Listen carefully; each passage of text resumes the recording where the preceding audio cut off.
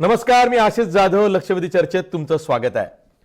राम जन्मभूमी बाबरी मशिदीच्या वादावरती आज सुनावणी झाली. 10 जानेवारीला सुनावणी ही सुप्रीम कोर्टात होणार होती, ती झाली. पण असं लक्षात आलं जेव्हा विरोधी पक्षाकडून ॲडव्होकेट राजीव धवन यांनी एक मुद्दा उपस्थित केला. तो असा होता की जेव्हा बाबरी मशीद पाडली गेली म्हणजे 1992 साली 6 डिसेंबरला, तेव्हा कल्याण सिंग हे उत्तर प्रदेशचे मुख्यमंत्री होते आणि कल्याण सिंग यांचं वकिलीपत्र एका अवमान याचिकेमध्ये न्यायमूर्ती उदय लळित यांनी घेतलं होतं. 1994 सालचा हा खटला होता आणि म्हणून मग न्यायमूर्ती उदय लळित हे 5 सदस्यीय घटनापीठामध्ये काय करतायत असा सवाल हा ॲडव्होकेट राजीव धवन यांनी उपस्थित केला. न्यायमूर्ती लळित यांना या घटनापीठातून बाजूला करा अशी मागणी त्यांनी केली नाही. पण ही बाब जशी निदर्शनास आली तसं स्वतः न्यायमूर्ती उदय लळित हे घटनापीठातून बाजूला झाले आणि त्यामुळं मग आता पुढची तारीख पडलेली आहे. आधीच तारीख पे तारीख झालेला आहे. त्यात आज पुन्हा हा खटला याची सुनावणी ही पुढे ढकलण्यात आलेली आहे. 29 जानेवारीला आता पुढची सुनावणी होणार आहे. म्हणजे आणखी 19 दिवसांनी ही सुनावणी होणार आहे आणि त्यामुळंच पुन्हा तोच रोष, तोच त्रागा, किती तारीख पे तारीख. लवकर निर्णय ज्यांना अपेक्षित आहे त्यांचा भ्रमनिराश झाला आहे किंवा त्यांच्या पदरी निराशा आलेली आहे. त्यावर आपण आज पुन्हा चर्चा करणार आहोत की तारीख पे तारीख होतंय, पुढची तारीख पडते. असंच जर का लांबत राहिलं आणि निवडणुकीची आचारसंहिता लागली तर मग कसं होणार? अध्यादेश काढा अशी जी मागणी होते त्या मागणीचं काय होणार? सुप्रीम कोर्टाच्या निर्णयाचा आदर मग राखलाच जाईल की त्यामध्ये आणखीन काही वेगळा मार्ग काढला जाईल? यावरही आपल्याला चर्चा करायची आहे. आपल्यासोबत नेहमीप्रमाणे मान्यवर पाहुणे आहेत. आपल्या स्टुडिओमध्ये विश्व हिंदू परिषदेचे प्रवक्ते मोहन साळेकर आहेत. त्याचबरोबर आपल्यासोबत काँग्रेसचे प्रवक्ते नेते संजय लाखे पाटील आहेत. आपल्यासोबत भाजपचे प्रवक्ते विनायक आंबेकर आहेत. त्याचबरोबर आपल्यासोबत बहुचर्चित ॲडव्होकेट वकील ॲडव्होकेट असीम सरोदे आहेत. तसंच आपल्यासोबत शाकीर शेख हे एक मुस्लिम अभ्यासक आहेत, तेही थोड्याच वेळात जोडले जाणार आहेत. मी सर्वांचं या चर्चेत स्वागत करतो आणि सुरुवातीलाच ॲडव्होकेट असीम सरोदे यांच्याकडे जातो. ॲडव्होकेट असीम सरोदे, आज न्यायालयामध्ये काहीतरी रूपरेषा ठरेल. नेमकी कशा पद्धतीनं ही सुनावणी पुढे सरकेल, काय होईल, रूपरेषा ठरेल असं जे वाटलं होतं पण वेगळाच वाद पुढे आला. कसं बघताय त्याकडे? मला असं वाटते की ज्या पद्धतीने जस्टिस उदय लळित यांनी आपलं नाव स्वतःच मागे घेतलं ती अत्यंत महत्त्वाची गोष्ट आहे. कारण की उद्या अयोध्या राम मंदिर बाबरी मस्जिद काय वादग्रस्त ढाचा विषय जो आहे त्या संदर्भात निकाल झाल्यानंतर त्यावर परत शंका काही व्यक्त करणारे लोक असू शकतील की जे म्हणतील की ते अमित शहाचे वकील होते, ते व्ही.के. सिंग यांचे वकील होते, त्यांनी कल्याण सिंग जे बीजेपीचे मुख्यमंत्री होते त्यांची वकिली केलेली आहे आणि त्यामुळे आणि फक्त ते 6वेच असे वकील आहेत की ज्यांची थेट वकिली करत असताना थेट सर्वोच्च न्यायालयामध्ये न्यायाधीश म्हणून नियुक्ती झालेली आहे. त्यामुळे जे ती पार्श्वभूमी घेऊन ते येतात त्याच्यामुळे त्यांच्यावर शंका व्यक्त झाल्या असत्या आणि मला असं वाटते की जस्टिस यू ललित यांनी अशा प्रकारचा निर्णय घेऊन अशा टीकाकारांच्या शिडातील हवाच काढून घेतलेली आहे आणि हे खूपच महत्त्वाचं आहे की त्यांनी स्वतःहून अशा प्रकारे पुढाकार घेतला आणि आपलं स्वतःचं नाव मागे घेतलं. त्यामुळे आता आणखी कोणाची तरी न्यायाधीशाची नेमणूक होऊन पारदर्शक निर्णय येईल जो शंकास्पद असणार नाही आणि कोणी शंका घेणार नाही मुद्दामून त्याच्यावर, हे पण खूप महत्त्वाचं आहे आणि न्यायव्यवस्थेच्या दृष्टीने असं करणं हे खूपच आवश्यक आहे आणि त्याच्याबद्दल आपण जस्टिस यू ललित यांची प्रशंसाच केली पाहिजे की त्यांनी न्यायिकपणा जपलेला आहे. ॲडव्होकेट असीम सरोदे, आता सरन्यायाधीश रंजन गोगोई यांच्या अध्यक्षतेखाली हे घटनापीठ आहे. यामध्ये न्यायमूर्ती उदय लळित यांच्या ठिकाणी नवे न्यायमूर्ती येतील की नव्यानं घटनापीठाची स्थापना होईल? नेमकं काय होईल?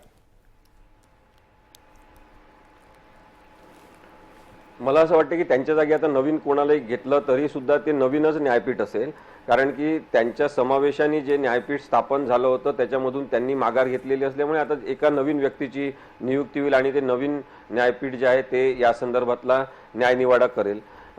आपली टीम निवडण्याचा अधिकार पूर्णपणे या संदर्भातला हा सरन्यायाधीशांचा असतो आणि त्यामुळे त्यांनी जे काही लोक निवडले होते त्यांच्यासोबत काम करण्यासाठी आता त्याच्यामध्ये यू ललित नसतील आणि दुसरे कोणीतरी न्यायमूर्ती येतील. ठीक आहे. आपल्यासोबत संजय लाखे पाटील सुद्धा आहेत, काँग्रेसचे नेते. संजय लाखे पाटील, कल्याण सिंग यांचं वकिलीपत्र 1994 साली न्यायमूर्ती उदय लळित यांनी घेतलं होतं. कल्याण सिंग कोण तर भाजपचे नेते, पण त्याहीपेक्षा महत्त्वाची बाब म्हणजे जेव्हा बाबरी मशीद जमीनदोस्त करण्यात आली त्यावेळी ते उत्तर प्रदेशचे भाजपचे मुख्यमंत्री होते. त्या अर्थानं जो मुद्दा उपस्थित झाला ॲडव्होकेट राजीव धवन यांच्याकडून तो खरंच ग्राह्य करणारा होता. जरी त्यांनी मागणी नसेल केली तरी न्यायमूर्ती उदय लळित हे स्वतःहून बाहेर पडलेले आहेत, तरीसुद्धा न्यायमूर्ती लळित यांनी अमित शहा यांचा सुद्धा खटला लढलेला आहे. त्या अर्थानं जी पार्श्वभूमी असते किंवा पूर्वपीठिका असते, पूर्वाश्रमाचं जे काही असतं ते कधी ना कधी निघतं आणि मग त्यातनं घोळ होतो किंवा काही तरी होतं, हे आज दिसलेलं आहे. हे सगळ्या क्षेत्रापेक्षा न्यायपालिकेमध्ये मोठ्या प्रमाणावर होतं. आत्ता जे आमचे ज्येष्ठ आशिम सरोदीजींनी जे सांगितलं ते अत्यंत सत्य आहे आणि न्यायपालिकेच्या दृष्टिकोनातून सुद्धा डॉक्टर राजीव धवन यांनी ऑब्जेक्शन रेज केलं आणि त्यांनी अशी विनंती केली होती माननीय सरन्यायाधीशाला की मी ऑब्जेक्शन नाही रेज करत, फक्त तुमच्या नजरेसमोर हे आणून देतोय, जो काही निर्णय आहे तो आपण घ्यायचा आहे.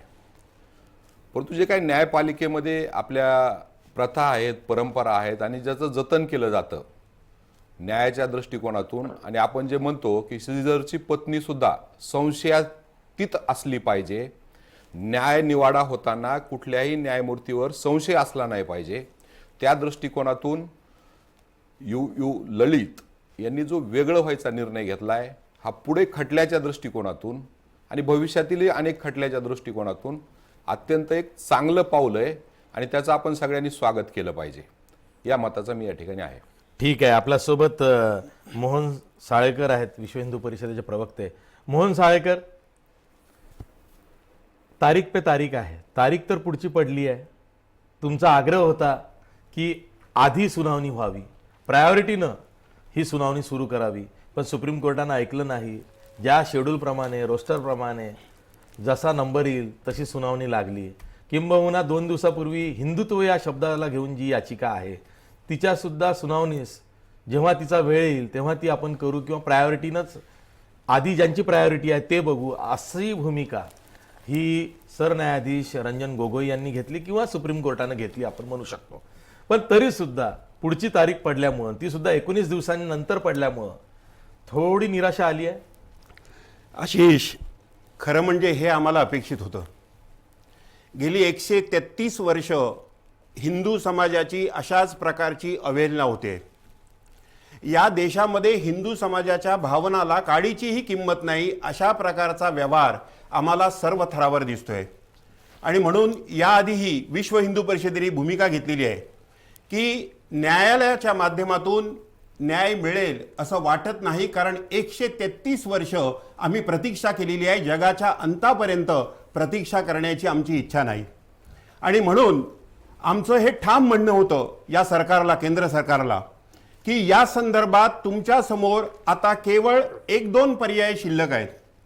त्यातला महत्त्वाचा पर्याय म्हणजे संसदेने कायदा केला पाहिजे आणि संसदेचं अधिवेशन, समजा त्यांना जर वाटत असेल भारतीय जनता पक्षाला की आमच्याकडे लोकसभेमध्ये बहुमत आहे आणि राज्यसभेमध्ये बहुमत नाही, तर अशा प्रकारची पण एक व्यवस्था आहे की लोकसभा आणि राज्यसभेचं संयुक्त अधिवेशन बोलवलं जाऊ शकतं आणि हा कायदा करता येऊ शकतो.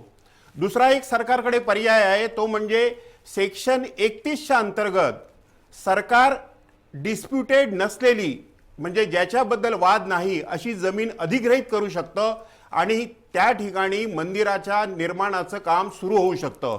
आणि म्हणून हा निकाल आल्यानंतर यामध्ये जे 2 ऑब्झर्वेशन्स पॉइंट आउट केलेले आहेत त्यातलं एक ऑब्झर्वेशन होतं की ज्युडिशियल ऑर्डर हे खंडपीठ बनवताना काढलेली नाही. वास्तविक पाहता सरन्यायाधीशांना अशा प्रकारचं खंडपीठ बनवण्याचा पूर्ण अधिकार असताना सुद्धा हे ऑब्झर्वेशन ज्या अर्थी धवन यांनी काढलेलं आहे, त्यामुळे एक संशय असा बळावतोय की आतापर्यंत प्रत्येक वेळेला विरोधी पक्ष काही ना काही खुसपट काढून, काही ना काही कारण काढून या प्रकरणामध्ये निकाल येणार नाही आणि राम मंदिराचा प्रश्न निकाली निघणार नाही, अशा प्रकारचा प्रयत्न सातत्याने विरोधी पक्षाकडून होतोय. आणि म्हणून केंद्र सरकारला माझं म्हणणं आहे, कवितेच्या 2 ओळी माझ्या लक्षात येत आहे, सोचने का समय गया, सोचने का समय गया, उठो लिखो इतिहास नया. आणि म्हणून हे माझं आव्हान आहे केंद्र सरकारला, हिम्मत करा. 56 इंच छाती या वेळेला संपूर्ण जगाला दिसली पाहिजे आणि या जगामध्ये एक नवा इतिहास सुवर्णाक्षरांनी नाव कोरण्याची संधी या केंद्र सरकारला मिळते, त्याचा त्यांनी लाभ घेतला पाहिजे. तुमचा न्यायपालिकेवरती किंवा सुप्रीम कोर्टाच्या निवाड्यावरती विश्वास का नाही आहे विश्व हिंदू परिषदेचा? न्यायपालिकेवर आमचा पूर्ण विश्वास आहे. शेवटी justice delayed is justice denied हे तत्व न्यायाचं आहे. 133 वर्ष आम्ही वाट बघितली. या हिंदू समाजाने किती वर्ष वाट बघायची? या ठिकाणी असीम सरोदे जी आहेत, एक साधा प्रश्न, याकूब सईद याला फाशी द्यावी की देऊ नये याच्या संदर्भातला निकाल एका रात्रीत होऊ शकतो. आणि करोडो हिंदूंच्या भावनांचा जो प्रश्न आहे त्या संदर्भात न्यायालय म्हणतं की ही आमची प्रायोरिटी नाही. म्हणजे हे हिंदूंच्या भावनाशी खेळण्याचा हा प्रकार आहे. आणि म्हणून आम्ही वाट बघितली. 2018च्या ऑक्टोबरमध्ये निकाल येईल म्हणून सगळ्या संतांनी हे जाहीर केलं की 2018 पर्यंत, ऑक्टोबर पर्यंत आपण आंदोलन करायचं नाही. पण ज्या वेळेला असं लक्षात आलं की अगोदरचे सरन्यायाधीश दीपक मिश्रा यांच्यावर दबाव येतोय, त्यांच्यावर महाभियोग चालवण्याची वाट बघतायत, आणि अशा वेळेला मग दीपक मिश्रांनी हा निर्णय स्थगित केला. आणि म्हणून संतांना असं वाटलं की आता याच्या पुढे न्यायालयाच्या माध्यमातून ठीक आहे, निर्णय ठीक होईल आहे. असं वाटत न्यायमूर्ती, माजी सरन्यायाधीश खरं तर दीपक मिश्रा यांना घेऊन आता ऑब्जेक्शन्स घेतले गेले आहेत, म्हणून संजय लाखे पाटील बोला. दीपक मिश्रा त्या तत्कालीन सरन्यायाधीश यांच्या विरुद्ध जो महाअभियोग आला होता त्याचा आणि राम मंदिर केस जी आहे याचा काहीही संबंध नाही. महाभियोग आणला होता त्यावेळेस कारण त्या ठिकाणी दिलेले ते सुस्पष्ट कारण आहेत.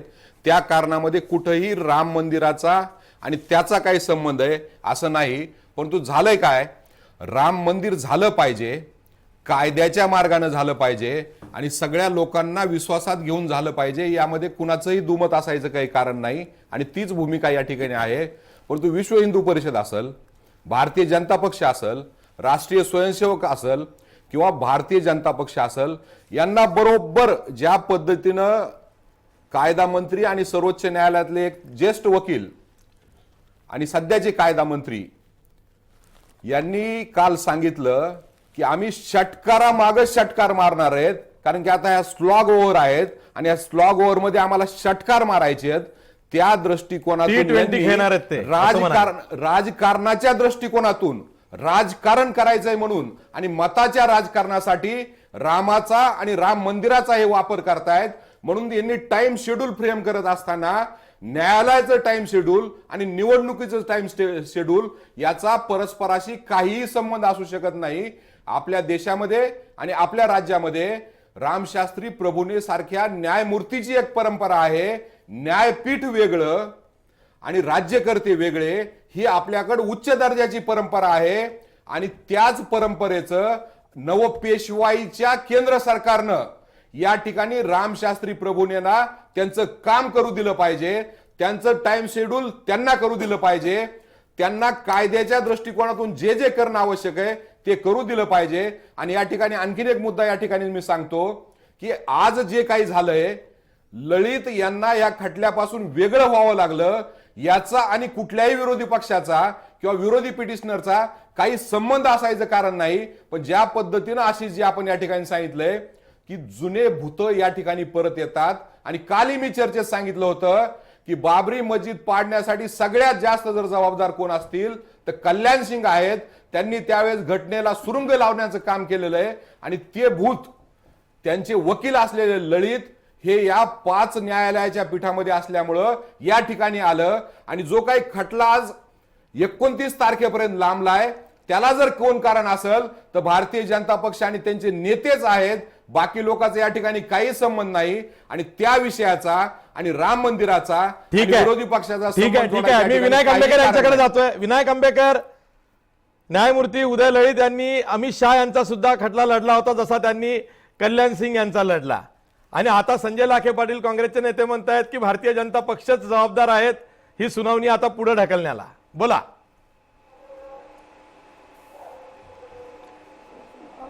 भारतीय जनता पार्टीचा याच्याशी काही संबंध नाही.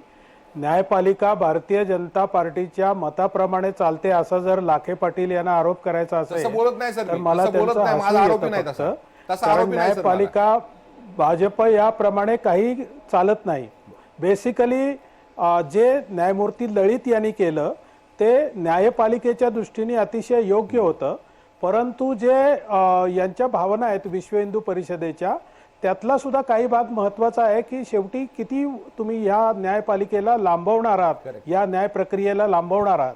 तर मोदीजींनी जे सांगितलं होतं काँग्रेसच्या प्रवक्त्यांना, किंवा मी सांगू इच्छितो की मोदीजींनी एक आव्हान असं केलं होतं की काँग्रेसकडे बरेच वकील आहेत की जे हे खटला लांबेल कसा यासाठी बरेच वर्ष प्रयत्न करतायत. आपण तो सगळा वर्तमानपत्रातून वाचलेला आहे. त्यामुळे अशा प्रकारचा प्रयत्न झाला नाही. भाजपकडे पण वकील आहेत की आरोप आहे. अरुण जेटली आहेत, रविशंकर प्रसाद आहेत, या ठिकाणी अनेक वकील आहेत. या ठिकाणी मी आपल्या फक्त पण ते नम्रपणे हा आपल्या खटला लक्षात आणून लांबवायचं काम देतो. करत नाहीत. एकच मिनिट आपल्याला सर, माहिती असेल की मी यांचे नम्रपणे आपल्या वकील लक्षात आणून सिब्बत देतो की न्यायालयाकडे बार जाऊन म्हणजे तुम्हाला असं काउन्सिल म्हणायचं आहे का या खटला भाजपचे वकील हे निवडणुकीच्या हिंदूंच्यासाठीच नंतर लढतात तुम्ही आणि त्याचा काँग्रेसचे निर्णय वकील हे घ्या. मुसलमानांच्या बाजूने लढतात?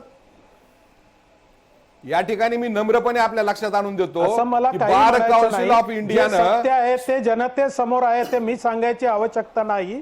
त्यामुळे कोण कुणासाठी आणि लढतंय? हिंदू मुस्लिम असं आता आज काहीच ज्यांनी नाही. objection भारत हे घेतलं, काही हिंदू ते राष्ट्र कुणाचे नाही वकील आहेत ना हे मुस्लिम सुद्धा राष्ट्र जन- आहे.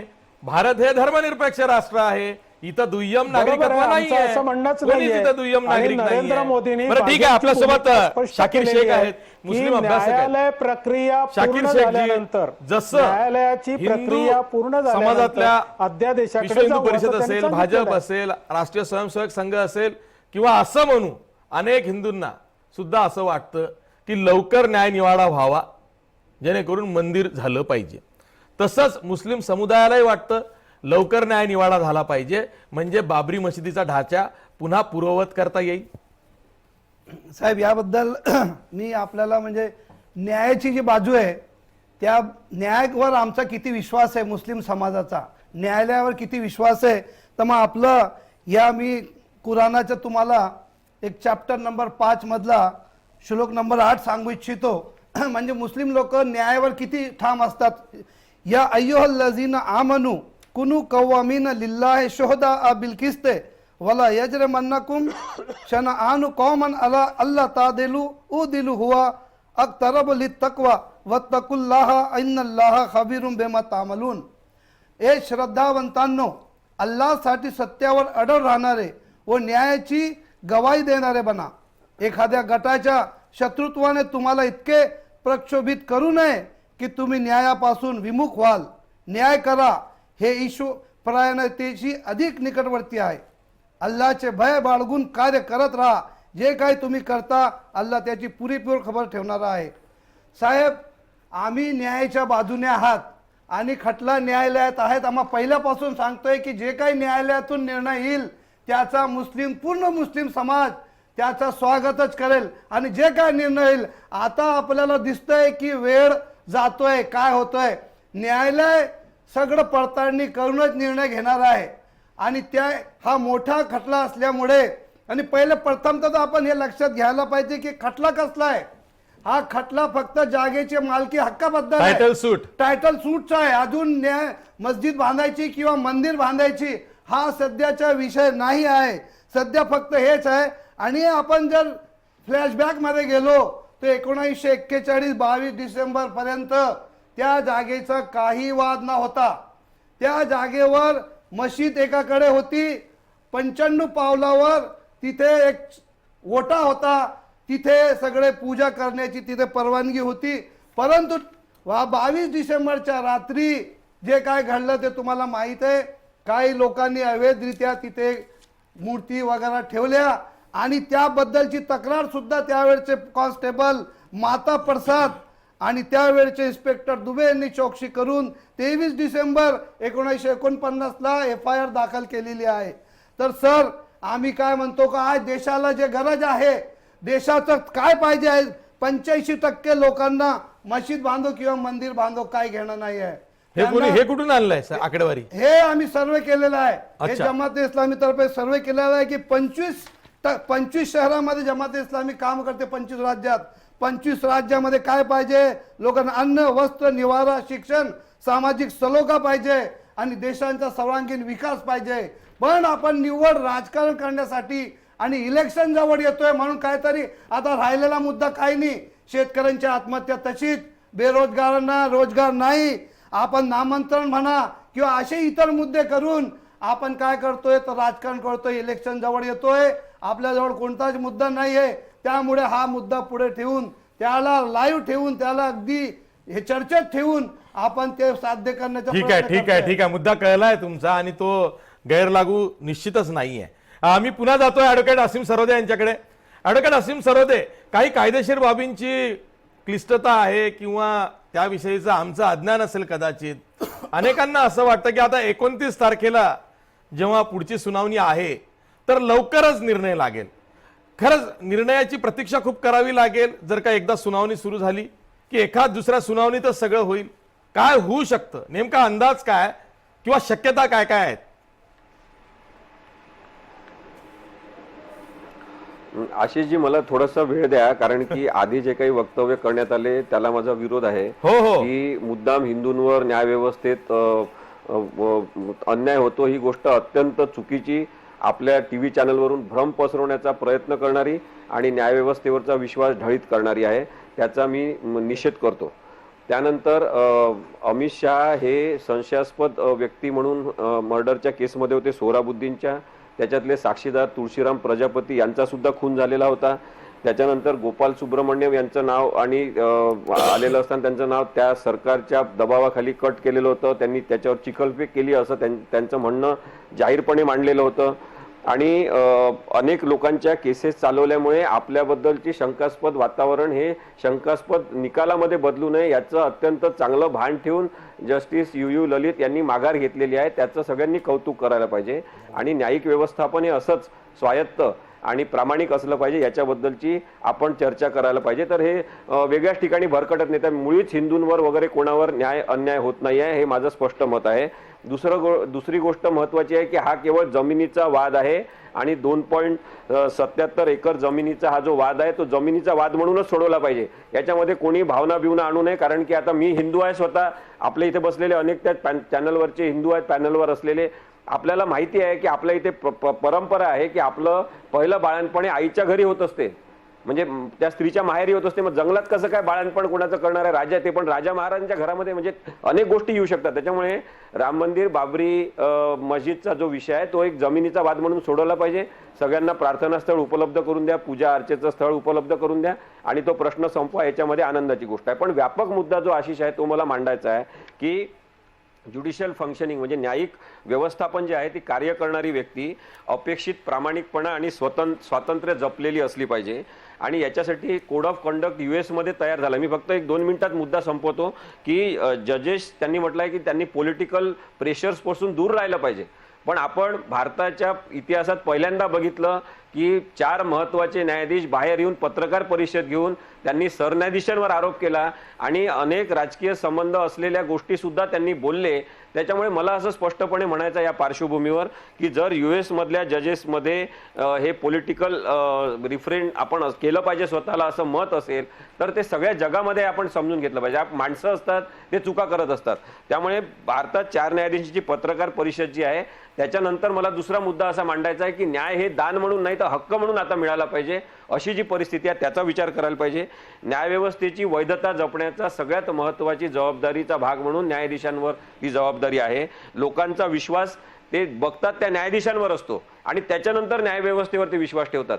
जर प्रत्यक्षदर्शी दिसणारा न्यायाधीशच त्यांना विश्वासपात्र वाटत नसेल तर मग न्यायव्यवस्थेवर विश्वास राहत नाही आणि म्हणून लोकशाही अधोरेखित करणारे न्यायाधीश पाहिजे. आणि शेवटचा मुद्दा मी सांगतो की इंटरनॅशनल असोसिएशन ऑफ जजेस, ज्याच्यामध्ये 85 देशांचे न्यायाधीश सदस्य आहेत, ब्राझीलमध्ये 2014 मध्ये त्यांनी जजेस अगेन्स्ट करप्शन हा आपला मोटो असेल असं त्यांनी सांगितलं. हा एवढा मोठा व्यापक विषय आहे आणि त्यांनी हे पण नमूद केलं 2014 मध्येच की जगातले अनेक न्यायाधीश करप्शन विरुद्ध बोलायला धजावत नाही आणि हे दुर्दैव आहे असं त्यांनी म्हटलेलं आहे. आणि म्हणून मला असं वाटते की न्यायाधीशांमध्ये प्रामाणिकतेची नवीन संस्कृती रुजवण्यासाठी जागतिक स्तरावर जे प्रयत्न सुरू आहे त्याचा आपण व्यापक विचार केला तर न्यायव्यवस्था स्वतंत्र अबाधित राहण्यासाठी प्रयत्न करणं याचाच वापर इंटरनॅशनल बार असोसिएशननी सुद्धा केलेला आहे आणि त्यांनी सुद्धा असाच कार्यक्रम लॉन्च केला आणि त्याचं नाव त्यांनी ठेवलं मॉरॅलिटी आणि सोशल जस्टिस.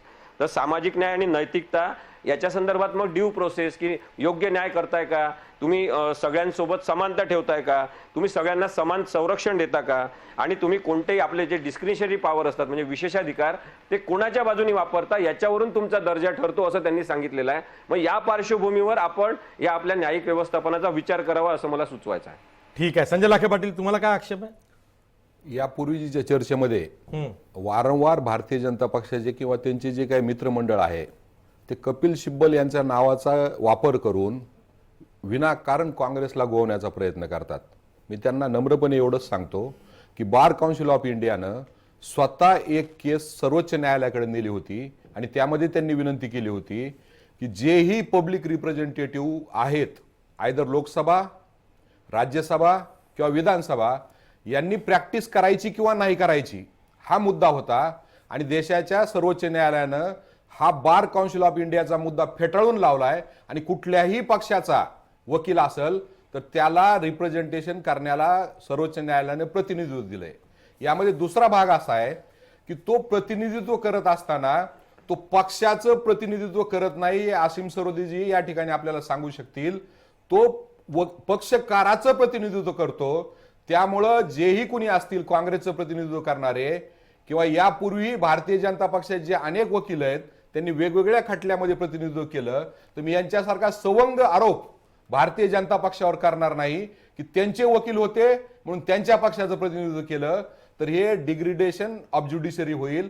त्यामुळं तशा पद्धतीचा प्रकार भारतीय जनता पक्षानं किंवा विश्व हिंदू परिषदेने करू नये आणि विनाकारण काँग्रेसला यामध्ये ओढू नये अशी माझी नम्र विनंती आहे. दुसरा माझा मुद्दा या ठिकाणी एवढाच आहे की ज्या पद्धतीने आपण विचारलं की काल आज सकाळी ललित यांनी स्वतःला वेगळं केलं त्यामुळे 29 तारीख दिली, त्यामुळंच नाही तर जी काही सर्वोच्च न्यायालयाची रजिस्ट्री असते त्या रजिस्ट्रीचं सगळ्यात महत्वाचं काम असं आहे की पूर्वी 3 न्यायमूर्तीचं खंडपीठ होतं, आज 5 न्यायमूर्तीचं हे कॉन्स्टिट्युशनल बेंच झालंय. तर यांना सगळे कागदपत्र पुरवायचं काम कुणाला करावं लागतं, ते रजिस्ट्रीला करावं लागतं आणि ह्या खटल्यामध्ये कमीत कमी 20,000 आणि जास्तीत जास्त 30,000 पेजेस हे एका न्यायमूर्तीला त्यांना द्यायचेत आणि हे देत असताना त्यामध्ये अनेक कागदपत्र संस्कृतमध्ये आहेत, अरेबिकमध्ये आहेत, उर्दूमध्ये आहेत, इंग्लिशमध्ये आहेत.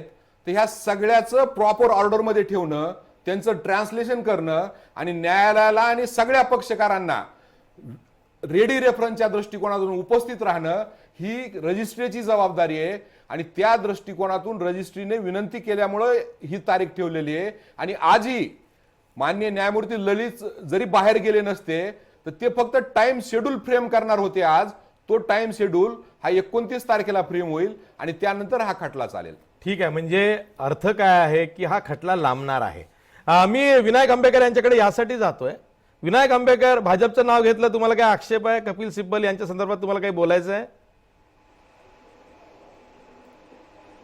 कपिल सिब्बल यांच्या संबंधात मला असं बोलायचं आहे की जर ते प्रोफेशनल म्हणून या खटल्यामध्ये उतरले असं या आमच्या मित्राचं म्हणणं आहे तर मग ते राहुल गांधींच्या बाजूनी प्रत्येक वेळेला काँग्रेसची बाजू घेऊन मीडियाच्या समोर काय येतात? मग त्यांनी फक्त वकिली करावी.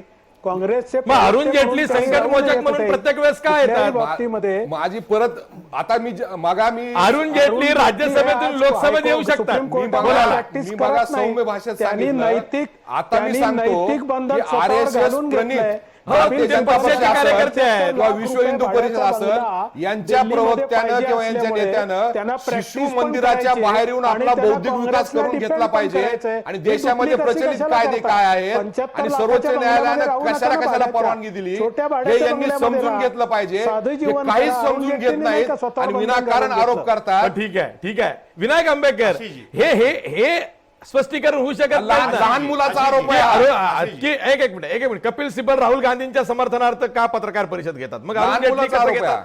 मग रविशंकर प्रसाद कसे येतात? असं नाही. हे कुठलं कारण झालं? अरुण जेटली लोकसभा चालवत आहेत रविशंकर राज्यसभेचे असून प्रसाद सुप्रीम कोर्टात प्रॅक्टिस करत नाहीत. कुणी माझं सांगितलं? म्हणणं कोणी आहे, सांगितलं? तुम्ही कोणी सांगितलं? तुम्हाला करत नाही कोणी म्हणून? सांगितलं? सुप्रीम म्हणून मी कोर्टाने सांगितलं बंधन घातलं तुम्ही नाही. राष्ट्रीय म्हणून तुम्ही स्वयंसेवक संघाच्या दोन्ही रोल शिशु एकाच विहार मधून माणसाने बाहेर करायचे या असा त्याचा अर्थ जगाच्या होता. विद्यापीठामध्ये शेवटी या मगाशी आणि असीम ज्ञान सरोदे अर्जित यांनी करा. सांगितलं की जोपर्यंत तुम्ही न्यायालयाने ज्ञान केलेली अर्जित purity करणार नाही ही आपल्या तोपर्यंत तुमचा आचरणातून असाच होणार आहे. बाल विकास त्यामुळे होत कपिल राहील. सिब्बल नाही, यांनी हे विचार discussion समाधान आहे. बनवायचं काम दोन्ही करा. ते आता- केलं तर चालतं. ते आता एक मिनिट त्यांनी सनद परत केली आहे का? सनद परत केली का अरुण अहो, यांना जेटलींनी काहीच आणि माहित नाही. रविशंकर काही प्रसाद यांनी? आज सुप्रीम कोर्टात प्रॅक्टिस करत नाही. कुणी सांगितलं सनद करत परत नाही? केली आहे का? सनद आमचा परत पुणे केली मंत्री आहे? सांगितलं सुप्रीम करत कोर्टात नाही. प्रॅक्टिस करत नाही. वकिलीची सांगितलं सनद करत परत नाही. केली आहे का? सनद परत करण्याची आवश्यकता नाही. अहो, असं नैतिक काय बंधन बोलताय? स्वतःवर अरुण घालून जेटली, टाकतो. नैतिक बंधन रविशंकर हे प्रसाद हे अधिकृत निष्णात वकील आहे सुप्रीम कोर्टाचे. अधिकृतरित्या मला मला बोलू वाटतं द्या. असीमजी सांगतील की एक- स्वतःवर एक- विषय बंधनं नाही, तसं घालून नाही. घेणं नाही, हे बघा, प्रत्येक प्रेक्षकांना- गोष्टीमध्ये एक मिनिट, संजय लाखे कोर्टाची पाटील भूमिका प्रेक्षकांना घेण्याची काही स्पष्टता गरज आहे नाही. त्यांच्यापर्यंत गेली पाहिजे. मला बोलू द्या. हे असं आहे, जर का ते मंत्री झाले फुल टाइम तर त्यांनी सनद परत करावी ना तेवढ्या काळासाठी, किंवा खरंच परत करावी. आणि राहिला प्रश्न कपिल सिब्बल, ते जेव्हा मंत्री होते तेव्हा त्यांनी पण प्रॅक्टिस केली नसेल. त्या कामाच्या व्यग्रतेमध्ये ते होतच नाही. त्यामुळे हे स्पष्टीकरण होऊ शकत नाही की ते आता करत नाही, हे आता करतात. नाही, यामध्ये त्यामुळे त्यांनी माझा- सनद परत माझा- करावी. माझा नाही नाही जबाबदारी नाही पूर्ण नाही नाही, करावा नका, लागेल. तो विषय नाही आहे. आपला मुद्दा वेगळा आहे. आपल्याला राम मंदिरावर चर्चा करायची आहे. मी एक ब्रेक घेतो आणि ब्रेक नंतर मला हे विचारायचं आहे की जर का हा जमिनीच्या मालकीचा वाद असेल, या श्रद्धेचा भाग नसेल, तर मग सुप्रीम कोर्टाने मार्च 2017 मध्ये असं का म्हटलं होतं की हे प्रकरण संवेदनशील आहे, तेव्हा यातले जितके काही पक्षकार आहेत त्या सर्व संबंधितांनी न्यायालयाच्या बाहेर सर्वमान्य, त्यांना मान्य असेल असा तोडगा काढावा. या प्रश्नाचं उत्तर मला हवंय, सगळ्यांकडनं हवंय, पण ब्रेक नंतर.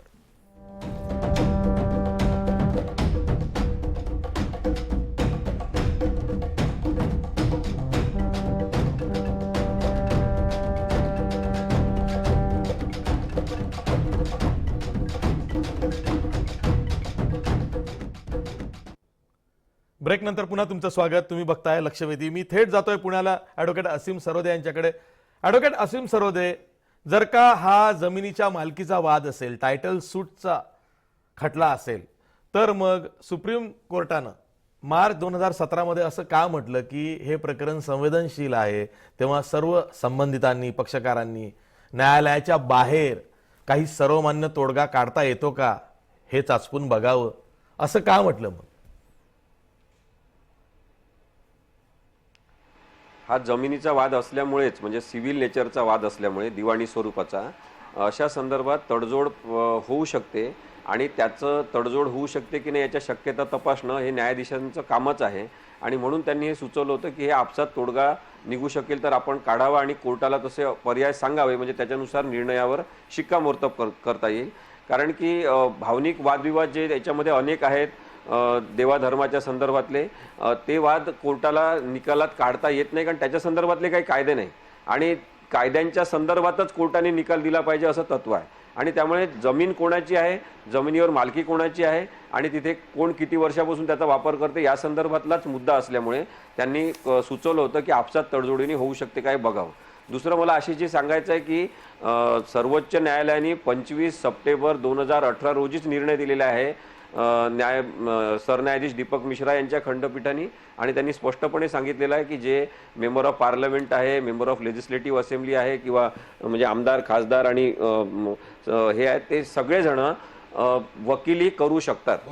त्यामुळे त्यांनी वकिली करणं म्हणजे काही गुन्हा आहे आणि त्यांनी कोणाची बाजू घेणं म्हणजे गुन्हा आहे असं मुळीच नाही आहे. हा आपण असा बाळबोध विचार करूच नाही असं माझं म्हणणं आहे. कारण त्यांनी सांगितलेलं आहे की ते पब्लिक सर्वंट असले तरी ते एम्प्लॉईड सर्वंट नाही आहे. त्याच्यामुळे ते काही विधानसभेत लोकसभेत नोकरी करणारे नाही आहे आणि म्हणून आणि ते फक्त वकिली करू काही शकतात. जाहीर पत्रकार आणि म्हणूनच परिषदांमधून सगळेजण वकिली करतात आतापर्यंत असं नाही, वकिली करत न्यायालयातल्या आले. वकिली संदर्भात बोलतोय आपण. न्यायालयातल्या वकिली संदर्भात मी बोलतोय आणि अशी वकिली करताना आपण सगळ्याच पक्षाच्या राजकीय नेत्यांना मी पाहिलेला आहे. त्यामुळे हा मुद्दाच नाही, हा गैरलागू मुद्दा, याच्यावर आपण चर्चा करू नये असं माझं म्हणणं आहे. आणि बहुतेक विनाकारण आरोप करण्यापेक्षा आपण वकील त्या पुढारी विषयावर आपण हे बोललेलं त्या त्या त्यावर बोलावं असं मला सरकारांचे वाटतं. संकटमोचक आपण आधी झालेले बघितले, आता तर बघतोच आहोत, रोज बघतो आहोत. आता अरुण जेटली सरकार चालवत ठीक आहे, विनायक आंबेडकर हाच मुद्दा आहे, दुसरं काही नाही. जर का एवढं असेल तर सनद परत करावी. हा माझा मुद्दा एवढाच आहे फक्त की जो वकील आहे आणि जो वकील प्रोफेशन म्हणून करतो त्यांनी निवडणुकीनंतर याचा निर्णय करावा. असा राजकीय मुद्दा कसा काय मांडला? हा राजकीय मुद्दा नाही का? तुम्ही मला सांगा बरं. कुठल्याही न्यायामध्ये निवडणुकीचा संबंध कुठे येतो? कपिल सिब्बल यांचं विधान काय होतं की निवडणुकीनंतर हा खटला पुढे चालू. ते वकील म्हणून हे म्हणाले पूर्णतः असतील. राजकीय विधान होतं. राजकीय हेतूने प्रेमित वकील म्हणून असं कसं म्हणतील? कुठल्याही खटल्याशी राजकारणाचा किंवा निवडणुकीचा काय संबंध येतो? आता तुम्ही सगळेजण सांगताय की हा जमिनीच्या टायटलचा खटला आहे, त्याच्यामध्ये निवडणुकीचा संबंध कुठे आला? सांगा बरं मला. ठीक आहे, आसिम सरांचं उत्तर द्या. बाजू म्हणून हा पॉइंट व्हॅलिड आहे. बोलण्यात का होतं, मुद्दा राहतो. एक मिनिट नाही, हा मुद्दा व्हॅलिड आहे की जर का कपिल सिब्बल निष्णात वकील आहेत, सुप्रीम कोर्टाचे मान्य आहेत, पण त्याच वेळी ते माजी केंद्रीय मंत्री आहेत, त्याच वेळी ते काँग्रेसचे मंत्री होते, त्याच वेळी ते काँग्रेसचे ज्येष्ठ नेते आहेत. अशा वेळी वकील म्हणून कपिल सिब्बल जर का असं सांगत असतील की निवडणुकीनंतर सुनावणी करा, तर यामध्ये त्यांचा राजकीय हेतू लपून राहत नाही ना. नाही बघा, आता कसं आहे आशिषजी की हा मुद्दा राजकीयच आहे. म्हणजे एखाद्या मुद्द्याला सोशो पॉलिटिकल इकॉनॉमिक असे आस्पेक्ट असतात, तसा याच्यामध्ये स्ट्रॉंग पॉलिटिकल मुद्दा आहे. त्यामुळे काही जणांना खूप वाटते की निवडणुकीच्या आधीच निकाल झाला पाहिजे, काही जणांना वाटते निवडणुकीच्या नंतर झाला पाहिजे. बरं, कपिल सिब्बल यांनी सांगितलं म्हणून कोर्टाने ऐकलं असं पण काही नाही आहे. कोर्टाने स्वतः सांगितलं आहे की आमच्या इथे हा प्राधान्यक्रमाचा मुद्दा नाही, आणि ते बरोबर पण आहे. जमिनीसाठी जिथं आपण आपले व्यक्तिगत आहे धर्म, कुठे पण कोणी मांडी घालून बसा, कोणी पायाच्या गुडघ्यावर बसा आणि काय पूजा करायची आपापल्या घरात करा ना. तिथे काही तो काही खूप असा प्राधान्यक्रमाचा मुद्दा नाही आहे की तिथं मंदिर नसेल किंवा मस्जिद नसेल तर मुस्लिम लोक सगळे मरतील, हिंदू लोक सगळे गारद होतील, असं काहीच नाही आहे. त्याच्यामुळे तो प्राधान्यक्रमाचा मुद्दा नाही, सर्वोच्च न्यायालयाने सांगितलं. मग ज्यांना राजकारण करायचं आहे ना, त्यांना तो लवकर झाला पाहिजे किंवा उशिरा झाला पाहिजे असं वाटते. आणि आम्ही तर काय कधी देवळात जाऊनच प्रार्थना करतो असं नाही, घरी प्राधान्यक्रमाचा करतो. मुद्दा नाही. ठीक आहे, संजय लाखे पाटील, याच मुद्द्यावर कपिल सिब्बल यांचा राजकीय हेतू लपून राहिला नाही. डिसाइड होईल. कपिल सिब्बलनं हे स्टेटमेंट जसं आसिमजींनी सांगितलं या ठिकाणी, तर कपिल सिब्बलनी ते स्टेटमेंट त्या ठिकाणी त्यांच्या पक्षकाराच्या वतीनं बोलताना व्यक्त केलंय. त्याच्याशी काँग्रेस पक्षाचा काहीही संबंध नाही.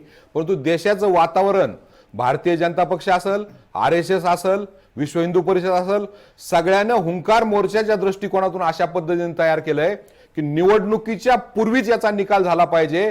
आणि त्या दृष्टिकोनातून देशभर यांनी वातावरण तयार केलंय.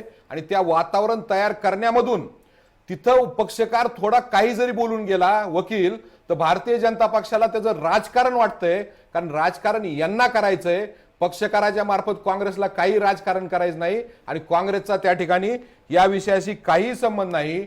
आज परिस्थिती अशी आहे की देशातल्या सर्वसामान्य लोकांना, ज्यांना असं वाटतंय की माननीय मोदीजीला आणि भारतीय जनता पक्षाला आपण मतदान केलं राम मंदिराच्या विषयावरून, तर गेल्या 4.5 वर्षामध्ये 5 स्टार हॉटेलपेक्षाही मोठं भारतीय जनता पक्षाचं हेडक्वार्टर उभं राहू शकतं.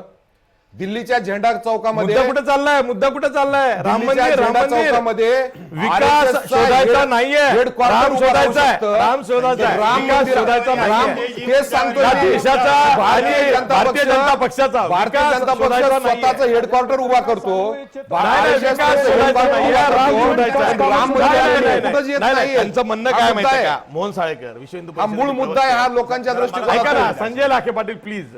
मोहन साळेकर, त्यांचं म्हणणं काय आहे? तुम्ही दबाव आणण्यासाठी सुप्रीम कोर्टावर विश्व हिंदू परिषद विशेषतः देशाची धर्मसंसद करू पाहत आहे. आशिषजी, लोकशाहीमध्ये आपलं मागणं मांडण्यासाठी दबाव आणणं हा लोकशाहीने दिलेला अधिकार आहे. Nothing wrong in that. एक 2-3 मुद्द्याला मी उत्तर देऊ इच्छितो. कपिल सिब्बलांच्या संदर्भात आला होता. एका बाजूला संजय लाखे पाटील म्हणतात की राम मंदिराला आमचा विरोध नाही, न्यायिक प्रक्रियेतून ते व्हावं, आणि दुसऱ्या बाजूला अशा प्रकारचे प्रयत्न होतात ही न्यायिक प्रक्रिया कधी सुरूच होणार नाही. म्हणजे कपिल सिब्बलांचं जे वक्तव्य आहे ते मी त्या दृष्टीने बघतो. ते वकील म्हणून त्यांनी काय करायचं हा माझा प्रश्न नाही, पण न्यायिक प्रक्रिया पूर्ण होणार नाही अशा प्रकारचे सातत्याने प्रयत्न हे काँग्रेसचे प्रवक्ते करताना आपल्याला दिसत आहेत. हा एक मुद्दा. दुसरा मुद्दा, मुस्लिम अभ्यासक त्यांनी अगदी कुराणातला उल्लेख करून आम्ही न्यायाला कसं मानतो अशा प्रकारच्या काही गोष्टी मांडल्या. मला त्याचा अर्थ कळला नाही, पण त्यांच्या म्हणण्याचा अर्थ असा होता की मुस्लिम समाज हा न्यायालयाचा आदर करणार आहे. मी त्यांना केवळ 3 गोष्टी सांगू इच्छितो. पहिली गोष्ट म्हणजे शहाबानोच्या संदर्भामध्ये सुप्रीम कोर्टाने निर्णय दिला होता, त्यावेळेला न्यायालयाबद्दलचं तुमचं प्रेम कुठे गेलं होतं. दुसरं, कलकत्ता हायकोर्टाने मशिदीवरचे भोंगे काढण्याच्या संदर्भात निर्णय दिला होता, त्या बाबतीत मुस्लिम समाजाने या संपूर्ण देशामध्ये गदारोळ का केला. आणि तिसरा प्रश्न माझा काँग्रेसच्या प्रवक्त्यांना आहे की तुम्ही न्यायालयाच्या गोष्टी करता, तुम्ही संवैधानिक मार्गाचा वापर करा असं म्हणताय, तर तुमचे जे युवराज आहेत राहुल गांधी यांनी पंतप्रधानांनी आणि मंत्रिमंडळाने जो अध्यादेश काढला होता त्याच्या चिंध्या भर प्रेस कॉन्फरन्समध्ये कोणी उडवल्या. म्हणजे तुम्हाला काही बोलण्याचा अधिकार आहे का न्यायालयाबद्दल, किंवा तुम्ही न्यायालयाचा आदर करा म्हणून? आणि तुम्ही काय तो चाललंय? SC/ST विषयी मोदी सरकारने अध्यादेश काढला त्याचं काय? मोदी सरकारने अध्यादेश काढला त्याचं बीजेपीच्या प्रवक्त्यांना विचारा. माझा प्रश्न केवळ राम जन्मभूमीच्या संदर्भात आहे. आणि राम जन्मभूमीचा प्रश्न जसा आशिषजी तुम्ही म्हणालात की हा श्रद्धेचा विषय आहे. जर केवळ तो नाही, मी नाही म्हणालो. नाही, मी असं म्हणालो नाही. म्हटलं हा जमिनीच्या मालकीचा वाद आहे, यामध्ये श्रद्धा नाहीये. माननीय न्यायाधीशांनी यापूर्वी अशा प्रकारचं वक्तव्य केलं होतं की हा केवळ जागेचा वाद नाही आणि म्हणून तो न्यायालयाबाहेर सामोपचाराने मिटला पाहिजे. मी या ठिकाणी असलेले मुस्लिम अभ्यासक आणि या ठिकाणी असलेले काँग्रेसचे प्रवक्ते यांना 2-3 गोष्टी सांगू इच्छितो की अफगाणिस्तानमध्ये ज्या बाबराची कबर आहे त्या बाबराच्या कबरीच्या संदर्भात अफगाणिस्तानामधल्या मुस्लिमांचं काय म्हणणं आहे की हा बाबराने आमच्यावर अत्याचार केलेले आहेत आणि ही कबर ज्या दिवशी जमीनदोस्त होईल तो आमच्यासाठी सर्वात मोठा आनंदाचा दिवस असेल. इंडोनेशियातले मुस्लिम धर्माने मुस्लिम असल्यानंतर सुद्धा आपल्या देशामध्ये येतात आणि सांस्कृतिक कार्यक्रम सादर केल्यानंतर म्हणतात we have change our religion but not our forefathers. आम्ही आमचे पूर्वज बदलले नाही. या भूमिकेतून या देशातल्या मुस्लिमांनी आणि या देशातल्या सो कॉल्ड धर्मनिरपेक्ष पक्षांनी एक विचार केला पाहिजे की घटनेच्या पहिल्या पानावर जर रामाचा फोटो आहे तर या देशामध्ये रामराज्य यायचं असेल तर या देशाला जो श्रद्धा पुरुष आहे त्याचं मंदिर त्याच्या जन्मस्थानी झालं पाहिजे. हा मंदिराचा विषय नाही तर जन्मभूमीच्या स्थानी मंदिर होण्याचं आहे. आणि म्हणून मला असं वाटतं हे मी आव्हान हे कुठलं विधान आहे? घटनेच्या पहिल्या पानावर रामाचा फोटो आहे. असीम सरादे हे काय ऐकतोय? हे काय ऐकतोय? हे काय ऐकतोय? राज्य घटनेच्या पहिल्या पानावर रामाचा फोटो आहे. पहिली प्रत जी घटनेची आली होती ज्या वेळेला घटना बनली हे आपण तपासून बघावं. निश्चितपणे आहे आशिषजी, पहिल्या माझं काय प्रतिवर म्हणणं आहे की मनुस्मृतीवर नाही नाही, पहिल्या प्रतिवर आहे. अत्यंत निश्चित आपण- राज्यघटनेवर कुठे आहे? असे थोतांड पसरवणारे आपण इथे कार्यक्रम नाही घेतला पाहिजे असं मला वाटते. हा. आपण हे असीम सरोदे थोतांड हे आपण पसरवणं बंद confirm केलं करा. पाहिजे. विश्व हिंदू पहिली परिषदेचे प्रत. कोणी प्रवक्ते आहेत त्यांनी मी त्यांचा निषेध करतो असं फोक्या मारण्यासाठी. हे बघा तुम्ही हे असं काही आपण हे लागण confirm करा. लागल्यासारखं आपण फोक्या नाही, नाही, हा मारण्याचं मुद्दा बंद गैरलागू करा. आहे. हे चर्चेतून लक्षात delete घ्या. करतो. तुम्हाला आता पर्याय दिला.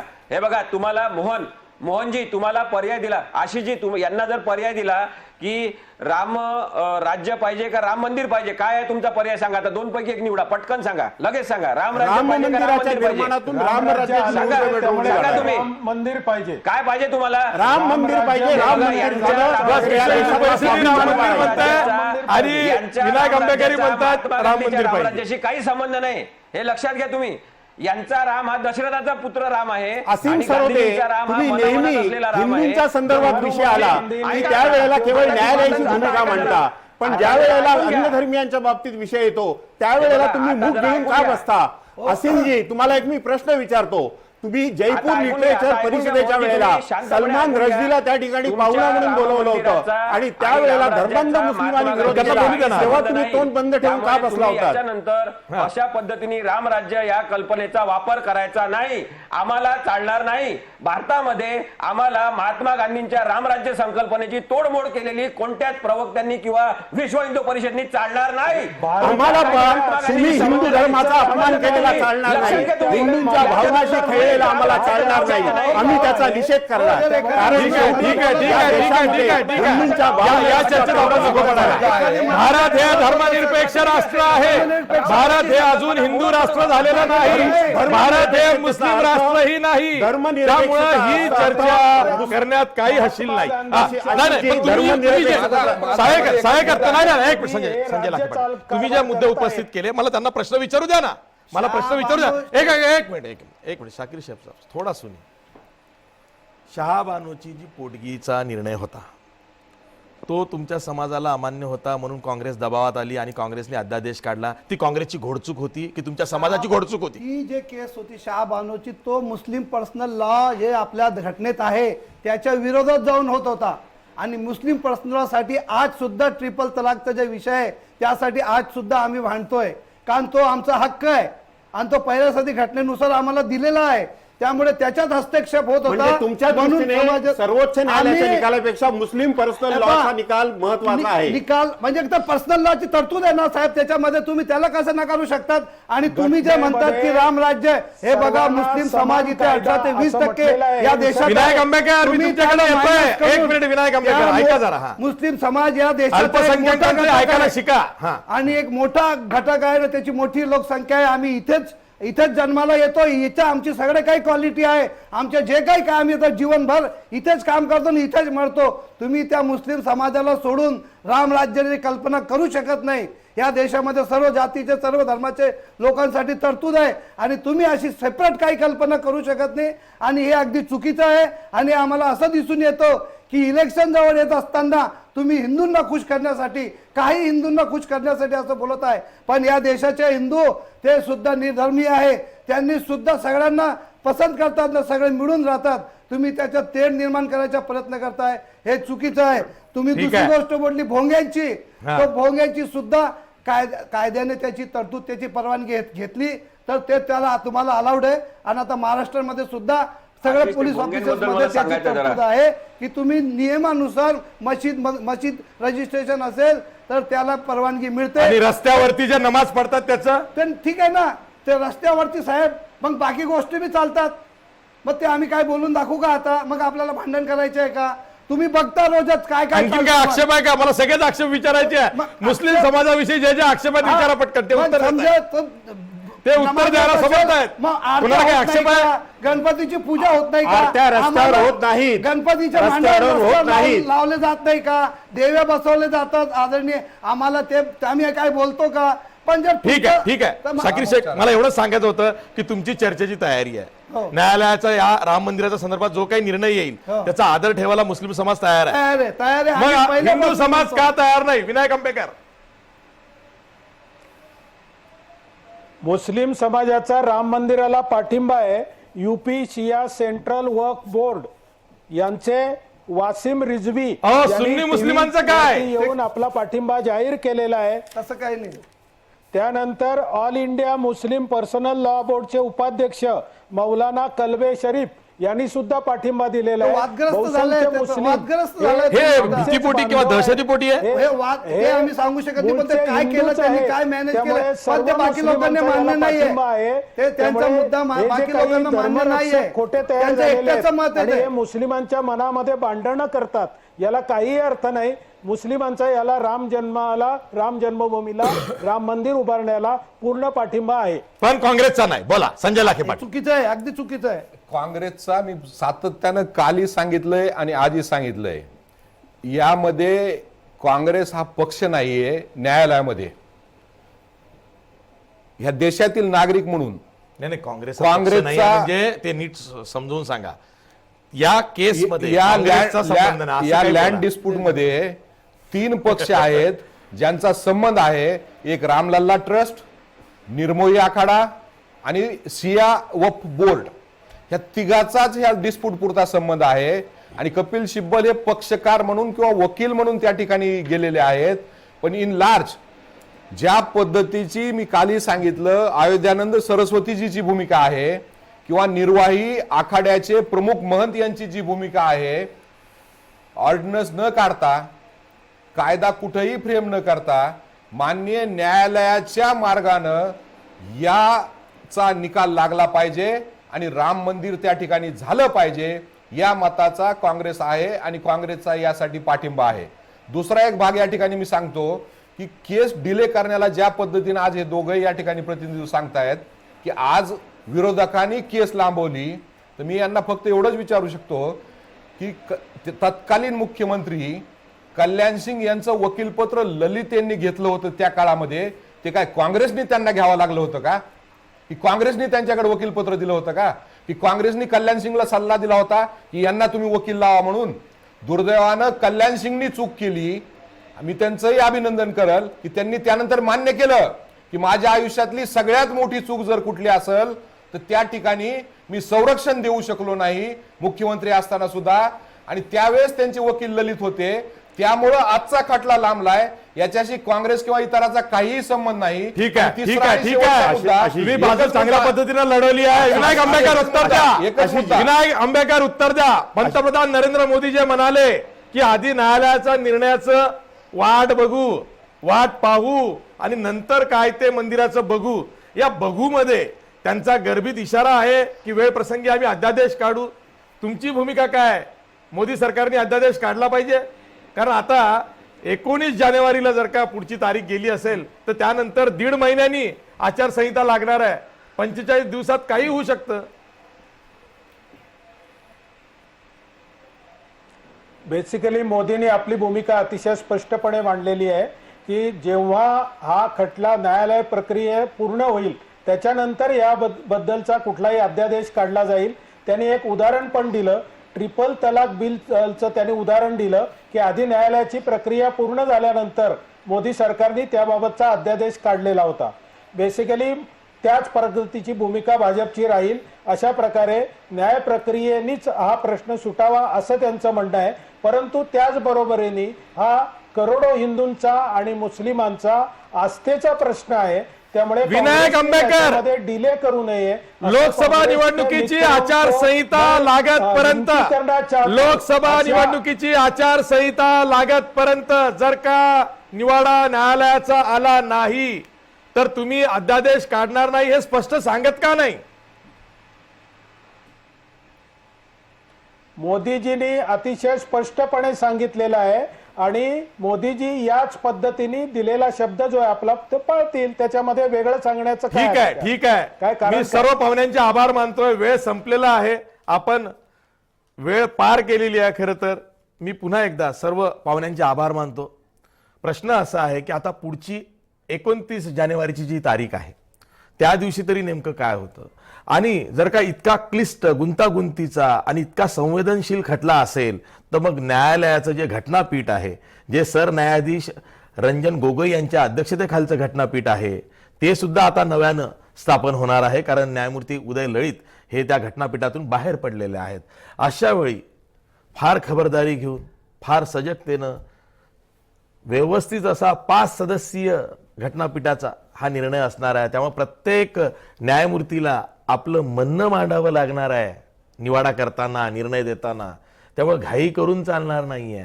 अशा वेळी तो जो संयम लागणार आहे तो विश्व हिंदू परिषदेकडे आहे का, तो राष्ट्रीय स्वयंसेवक संघाकडे आहे का, आणि महत्वाचं म्हणजे स्वतः पंतप्रधान मोदी आणि त्यांचा पक्ष, जो सत्ताधारी पक्ष आहे भाजप, तो आपला संयम कायम राखेल का? कारण निवडणुका येत आहेत.